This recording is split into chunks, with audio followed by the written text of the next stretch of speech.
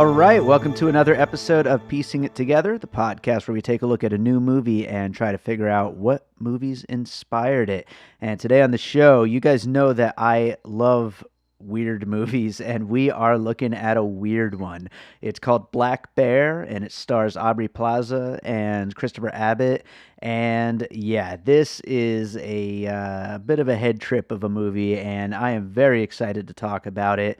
Joining me today is Shannon McGrew from Nightmarish Conjuring. I've been wanting to have Shannon on the show for a while now, so I'm really happy that she is here, and we have a great conversation lined up for you guys. So if you're a longtime listener, just know I really appreciate you being out there. As always, I always ask for you to share the show, rate and review, all that stuff. Make sure you're subscribed. If you're a new listener, I love hearing what people think of this show. So definitely please send me some feedback. You could rate and review us, Apple Podcasts, Podchaser, or wherever it is you listen to podcasts. If it has a review thingamajig, just go in there and do that. Let us know. Or you could just, of course, contact me on social media and all that stuff at PiecingPod on Twitter and Instagram. And our Facebook group is Popcorn and Puzzle Pieces, where we continue the conversation about all the movies we talk about here on the show.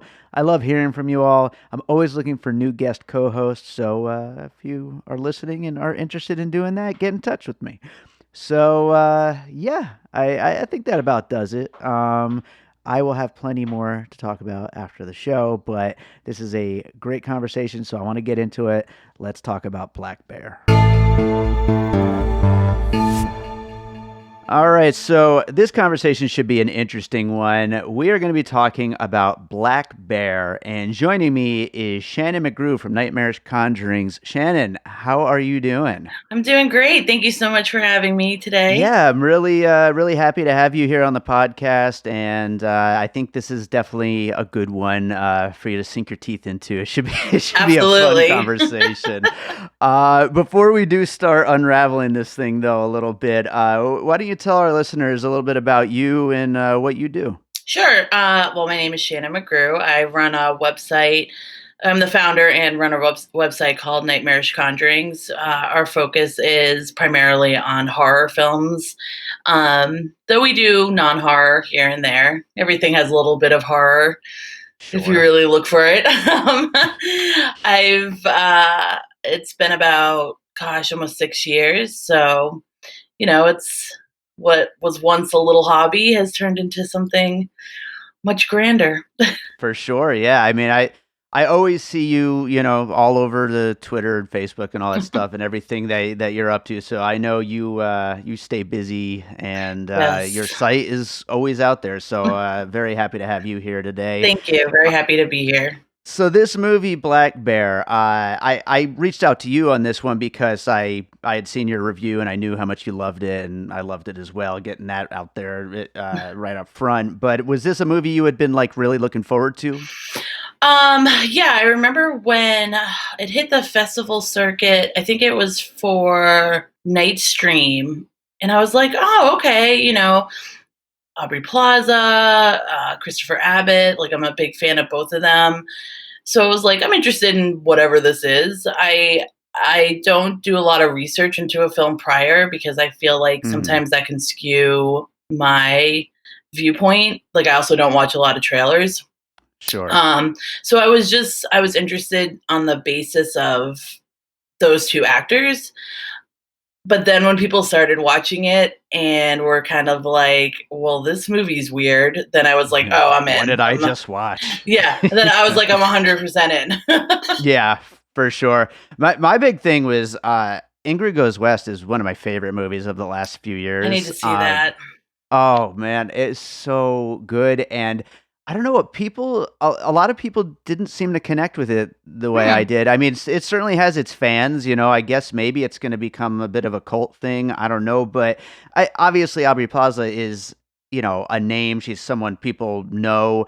But to me, that's the Aubrey Plaza that I love. And so I've been looking for the next the next crazy Aubrey Plaza role. And this looked like it was going to be that, and definitely delivered. So, I think let's start getting into some puzzle pieces, and we will, really dig into what this movie is, what we think of it, and what it's trying to say, and all of that along the way. But what do you got for your first puzzle piece? What movies did this remind you of? Well, it's interesting. So I'll be like completely transparent. I'm actually going through something right now which has affected my memory. Hmm. So my memory's a little shoddy at the moment. But when I think of the movie and when I think of what drew me to it, especially in terms of like puzzle pieces, it has this flavor of like, I'm a huge Ari Aster fan. I think Sure. he's one of the best modern directors to have come out recently. I just think he's immensely talented. And Oh yeah. his work to me is always a puzzle piece. It's not laid out in a linear fashion. Like you have to really take the time to understand what it is he's trying to say, the rewatchability of the films, etc. So when I think of something like Black Bear, I don't think it's at the same height as like Hereditary or Hmm. Midsummer, but I feel like it has that inspiration of like, okay, here's a film that when you watch it the first time, most likely you're gonna be like, I have no idea what the fuck just happened. Sorry, I don't know Sure. if we're allowed to swear. Yeah, Um, that's okay.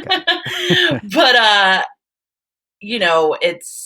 it's about dissecting it. And so I think of films like, okay, it's in that group of like those films from Ari Aster or Robert Eggers, or I know that you have some as well, so I won't say those, but it's a film that takes time. Sure. Yeah, no, absolutely. This is a movie that, as I was finishing up my notes this morning, I was like, damn it, I wish I had watched this again before we like really got to this. Like this movie really requires multiple viewings, and I feel the same way about Ari Aster's films. I mean, I think you're absolutely right in bringing him up, and it'll be interesting to see this director, Lawrence Michael Levine, like what else is in this head, what other kinds of experiences he's going to be bringing. But And correct me if uh, I'm wrong, doesn't he usually play within the comedy realm? I believe so. I believe so. I don't know too much about the other stuff that he's done, but I do believe shorts were more of that. And I do think that this movie is very darkly comic. I mean, Mhm. I laughed a lot during it, and I mean that's my thing is dark comedy. So I mean, Mhm. definitely it really spoke to me in that way. But yeah, absolutely, this is a movie that I think we'll be thinking about for a while Mhm. and unwrapping a lot like Midsummer and Hereditary. I will move on to my first puzzle piece. This was the first one that came to mind, and I should say that I've brought this movie up a bunch of times on this podcast before, but I don't think any of those other times were as much as Black Bear, as appropriate as Black Bear, and that is Darren Aronofsky's Mother, which I see you are on board already. I love that Uh, movie so much. It's my favorite movie of the last decade, Mm. and I mean, I always go to it when I think of movies that just keep getting crazier as they go. This movie gets crazier and crazier as it goes, so there is that right there. But aside from just that, I mean, we're also dealing, at least in the first half of this movie, with this movie within the movie. Spoiler alert, but of course we get into spoilers here on this podcast. But especially in the first half of Black Bear, there is a lot of that anxiety of somebody coming into the home and the awkwardness and the little conversations and what is this person's ulterior motives and all that kind of stuff that built into the anxiety of Mother until the overall metaphor, the allegory started to kind of reveal itself. So I think that's why I say, like, more than any other movie that I've ever used Mother as a puzzle piece on, I think this one really fits it a lot. And like I said, I just love that movie so much. And I love a movie that I'm just looking at the screen and just in awe of just how is this still continuing to unravel in ways that I didn't expect, and just feels like it's getting just wilder and more interesting as it goes. Yeah, Mother is, I mean, I will defend that movie until my dying day. I think that as somebody who's very fascinated with religion-based horror Hmm. in any capacity, Mother was like, it just that like smashed into everything that I love. And, you know, as a side note, I remember seeing that at a screening at Paramount Pictures and people walking out, like actual like critics walking out. And I was like, oh, I'm Oh, yeah. 100% into this movie. Like if critics are walking out, like I'm into it. Yeah, I have to assume if Black Bear was something I'd seen in the theaters, there'd probably be a couple of walkouts as well. It's definitely that kind of movie that like it does not really care if you're along for the ride. Like, Mhm. you know, come with us or don't, whatever. And I think that's what's huge about that movie, and something that I made note in my review is that, you know, when that massive shift happens, you're Mhm. either in this or you're not. You either go Yeah. for the ride, for the adventure, and try to figure out what exactly is happening, or viewers are going to be like, this isn't for me. Yeah, exactly. And I will say right now before we move on to our next piece is that shift for me personally, I am growing to love where it goes, but I truly believe if that first portion of the movie had continued on and was the full 90-minute or 120-minute, this would probably be my number one movie of the year so far. That's how much I love that first whole section of this movie, Black Bear. I just think it's just incredible. Yeah, that whole first section is, you know, I remember watching it, and I'm sure you know from my posts and stuff, I'm very pro cannabis. So I watch a Mhm. lot of movies. I like to see how movies affect me when I'm either smoking or not. And I remember watching that movie, smoking, and being like, am I going to die? Like, what is happening? Like, that first half, it was so stressful. Like, I was so stressed. And then when it has that massive shift, I was like, what is going on? Like, Yeah. Well, it felt actually, like you know what? somebody popped the bubble all of a sudden, all that stress just let out. But then you're like, wait a Yeah. minute, what is this? I have to ask you real quick then, did you watch Climax that way? Because I did, and it just kind of blew my mind. Climax, I love Climax. Mhm. The first time, there's only actually been a few movies that I've purposely watched like really, really stoned. I haven't Mhm. watched that one really, really stoned. I want to. Okay. I have to show my partner. So that's probably when I'll do it. But like Uncut Gems, I watched both sober and really stoned. And both Sure. times I felt like I was going to die.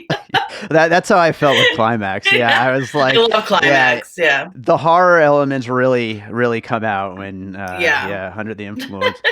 Oh boy. Well, let's move on. What do you got for your next piece? You know, it's funny. I was thinking about it, and though they're not similar in terms of the grotesque elements, Lars von Trier's The House That Jack Built, Oh, okay. for some reason, it reminded me of that, like somebody coming into another house, like coming into the home, well, multiple homes. For those who Sure. have not seen The House That Jack Built, which, you know, I wouldn't tell people to run to go see, even though I love it. Right. You know, just this element of something insidious coming in to a house in which nobody understands what that insidious element is. You know, you have Christopher Abbott's character and Sarah, I don't know how to pronounce her last name. Is it Gadon? Gadon?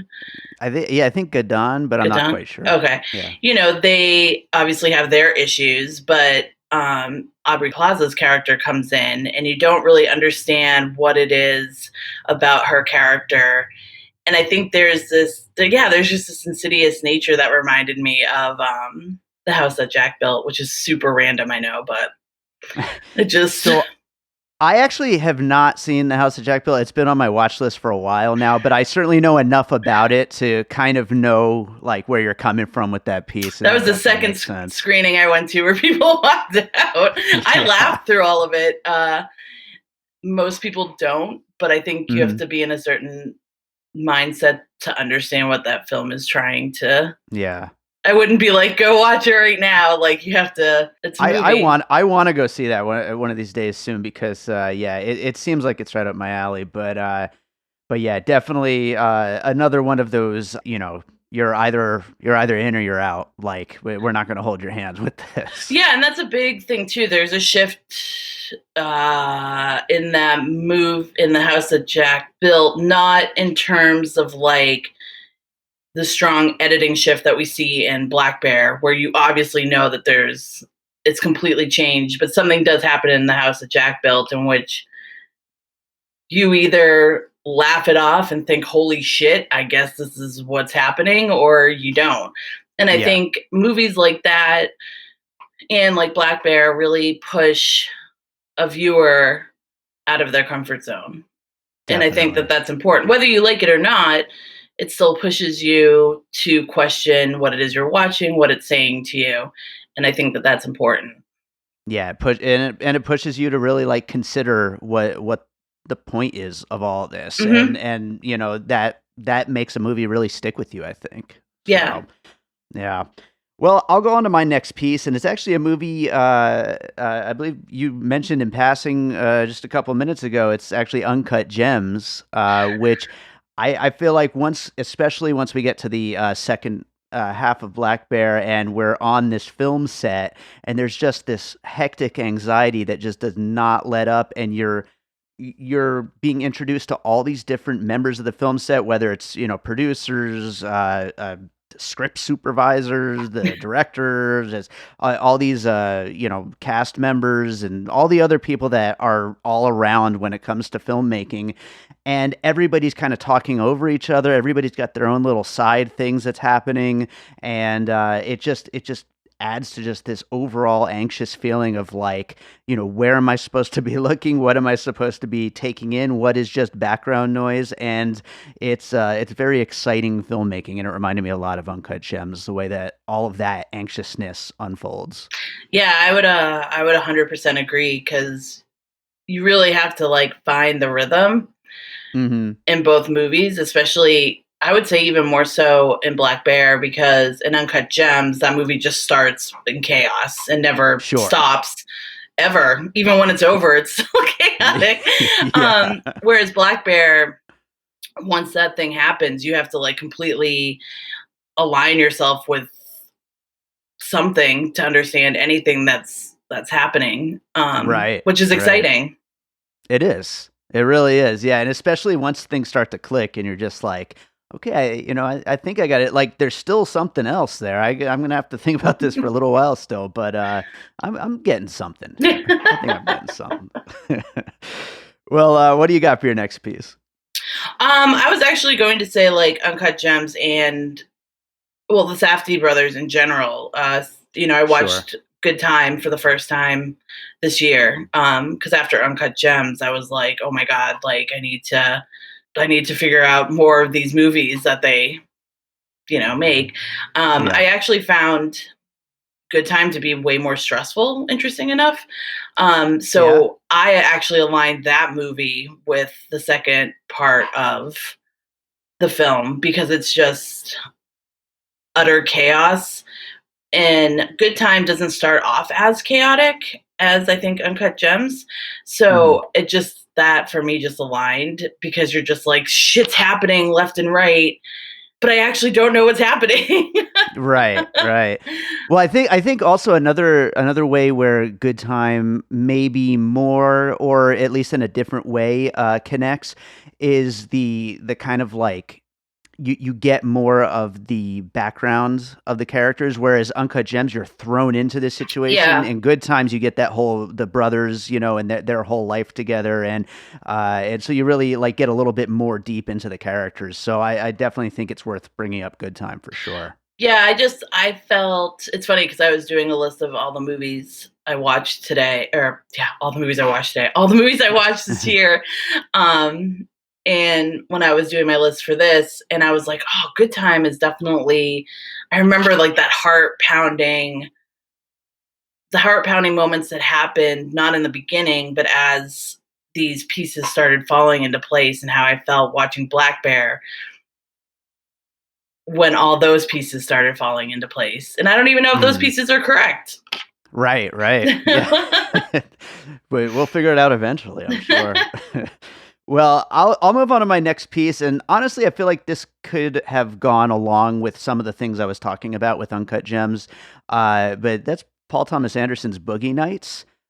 which Oh, once we wow. get into the filmmaking aspect, we're really, again, I was talking about how you're seeing all these different people on the crew and their little side stories and everything. I think it was the script supervisor has diarrhea and Yeah.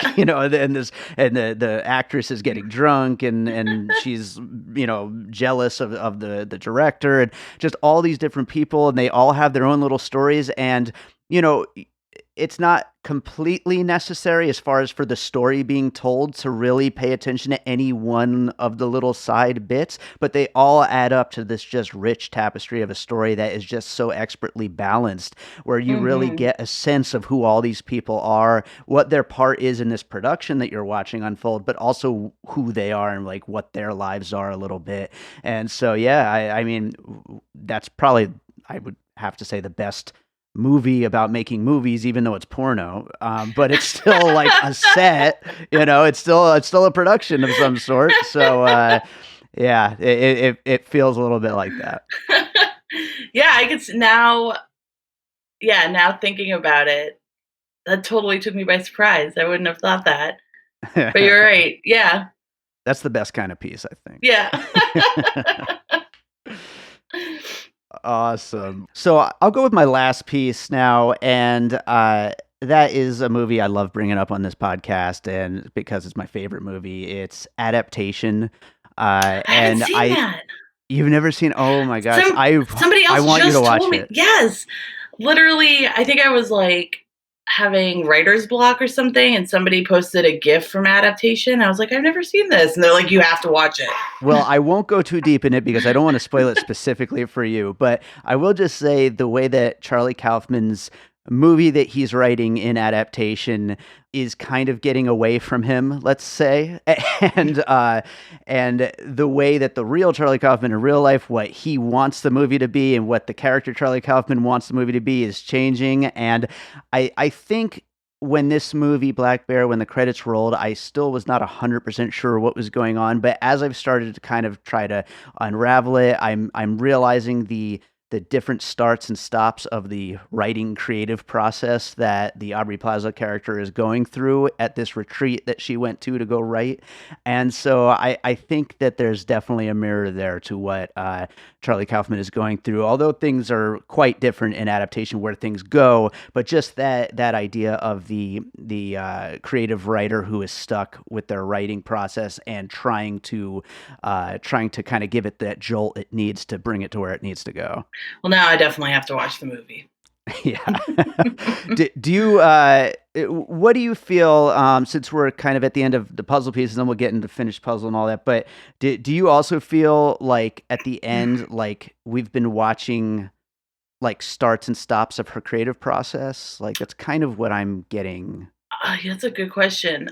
I think I look at them as two separate things. So I'm not Okay. sure if you want me to say that now or wait. Okay, I will do the finished puzzle, and then we'll start getting into some of those closing thoughts, Okay. and getting into where we think some of this went. So, our finished puzzle includes Ari Aster's films, both Hereditary and Midsummer, Mother, The House That Jack Built, Uncut Gems, and Good Time, Boogie Nights, and Adaptation. So that is our final list of puzzle pieces. A lot of anxiety-inducing films in there, which I think this movie absolutely goes into that great tradition of movies that you just sit there and you're like, Jesus Christ, where is this going? So, what closing thoughts do you have? Like, what didn't we get into while talking about puzzle pieces that you really want to talk about with this movie? Well, I think we can talk about spoilers, right? Sure, Okay. absolutely. So I think after watching it, I'm not entirely convinced that the second half. Oh God, it's so hard. I feel like the first half is her coming to terms with the inspirations she's seeing Hmm. between the what's happening between Christopher Abbott and Sarah. And then Hmm. I think the second part, I don't know how much of it exists in reality Sure. because it's never what really made me think that was the literally at the end of the movie when we're Hmm. back at the beginning and we see her sitting on that the like a dock. pier. Yeah. And I'm wondering if the middle segment is what's to come from the inspiration that she garnered while on the retreat. Okay. So that's kind of where I landed, and I'm not and that's what I find so fascinating is like, is that middle piece, like, did that actually happen, or is that what is to come? And then when did she start the relationship with Christopher? Mm-hmm. And because Sarah's clearly not with her, or Sarah's not with Christopher anymore. So it's very fascinating. I feel like the middle part is what's to come. I just don't know the pieces that bring that together yet. Sure. Yeah. And I'll say my interpretation is not too far off from that, but a little different, just in that, to me, none of them are what's happened. But to me, she, went through some kind of breakup and is writing generally about that situation and probably the person who caused that breakup, and kind of mixing and mashing those little bits of her real life into these stories. And I don't think either of the stories are right. I think her stories are just kind of getting crazier. I think if the film was to continue after that last scene of her waking up and going to write again, I think the third one would have been even crazier. Like, I think her ideas are just getting a little bit further out there as she goes, and the way that she incorporates her real life into her writing ideas. So to me, that's I think it's kind of an endless cycle of the ideas just getting crazier and crazier. And I mean, I wish I could see the third idea. Me too. Because I'm sure it would be nuts. You know what I mean? She gives such. I mean, I love the entire cast. Like I said in the beginning, I'm a huge fan of Aubrey Plaza, but I'm also a huge fan of Christopher Abbott, who just came off of Possessor, which is he's phenomenal in that.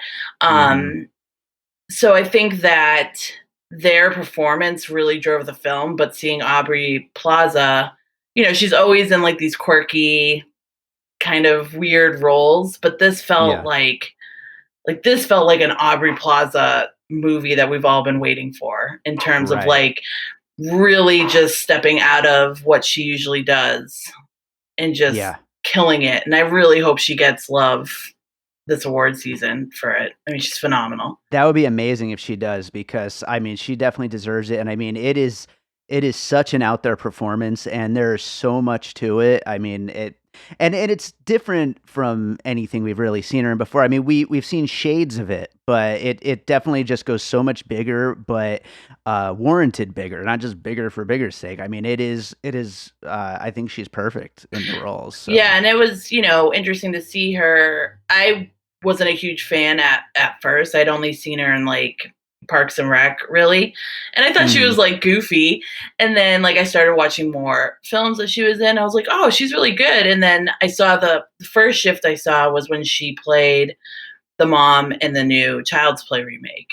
And I was like, interesting. Like, that would not have been my first pick. And I thought she did great, like, for all the issues that the film has. So then to see her go from that to, I mean, I know she had other films after that, like Happiest Season and stuff, but to see her go from that to then something so weird and bizarre that fits in a category that we just, all these movies we just listed.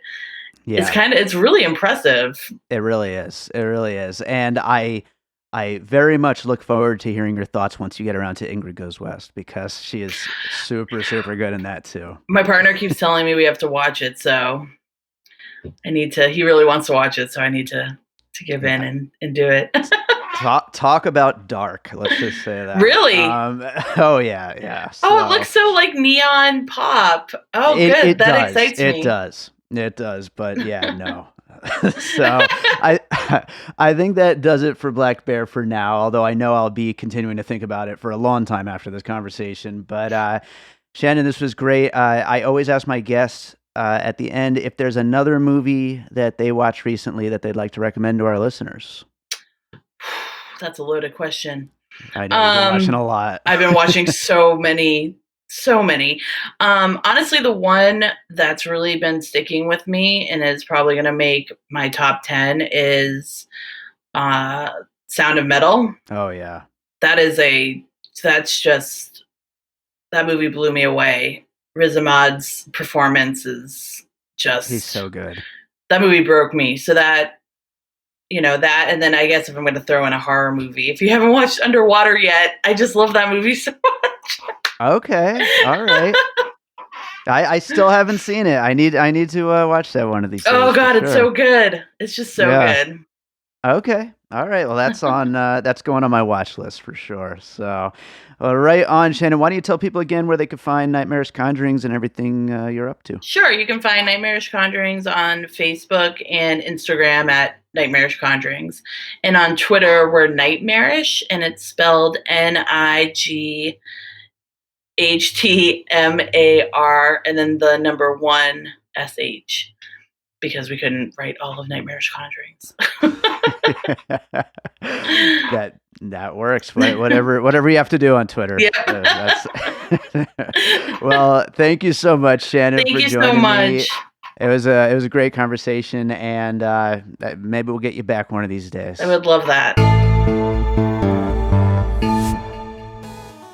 We're queer. We're geeks. We're queeks. Superheroes, Star Wars, Broadway, Drag Race. So if you're super gay, super nerdy, or anything in between, listen to Queeks today. Wherever fine podcasts are sold. And find us on Instagram at Queeks Podcast. All right, so I hope you enjoyed that conversation about Black Bear. Thank you again, Shannon, for joining me for that conversation. It was a very fun one. Those of you at home listening, if you enjoy what we do here on Piecing It Together, I would really appreciate your feedback. You can, of course, rate and review us on Apple Podcasts or Podchaser, but I'd also just love to hear from you. You can get in touch, on Twitter at Piecing Pod, join our Facebook group, Popcorn and Puzzle Pieces, or just, email me through the contact form on our website, piecingpod.com. I love hearing from people about how they like the show. If you're ever interested in joining me to co-host an episode, I'm always looking for new co-hosts. 2021 is right around the corner, and there will be lots of movies to cover. So please do get in touch. So I do want to mention real quick before we get to a piece of music like I always do, our Patreon, produced by David Rosen. The Patreon, it combines content from my music career as well as from this podcast, Piecing It Together. We always post advanced episodes and bonus episodes and stuff like that. And then also bonus content from Awesome Movie Year, the other movie podcast that I produce. And there will be plenty of other bonus content hitting there soon enough. The more subscribers we get, the more content we are going to make for it. So go check that out. It's patreon.com/bydavidrosen. I really appreciate your support. And like I said, the more people we get on there, the more we are going to make. I have all these ideas for special bonus series that go along with Piecing It Together that I'd like to do. But I want to make sure that there's some people there first. I don't want to just make them and then just post them and they just sit there. I want to make sure people are hearing them. So get signed up, and we'll see about making some of that stuff happen in 2021. And thank you so much, as always, for listening. So let's close this thing out with a piece of music like I always do. And I want to play a weird one to go along with a weird movie. And I wanted to play something from my new album, David Rosen. So I think the weirdest track on this album is this song called Hummingbird. And I think this will be a good one to close this thing out with. So this is Hummingbird from my new album, David Rosen. I'm really proud of this album. It is available now on iTunes and Amazon, but of course no one buys music anymore. On Bandcamp as well, by the way. No one buys music. You can stream it on Spotify or Apple Music too. I'm just as happy as if you do that. If you really want to be cool, add it to your playlists and all that stuff. So that way, maybe your friends will check it out, all that kind of stuff. I don't know. The future's weird, and promoting yourself as an artist is a very strange endeavor. But hey, I'm out here doing it. I've been doing it for 20 years, and I'm going to keep doing it. So anyway, this is Hummingbird from my new album, David Rosen. Thanks for listening. We'll be back with more Piecing It Together coming out real soon.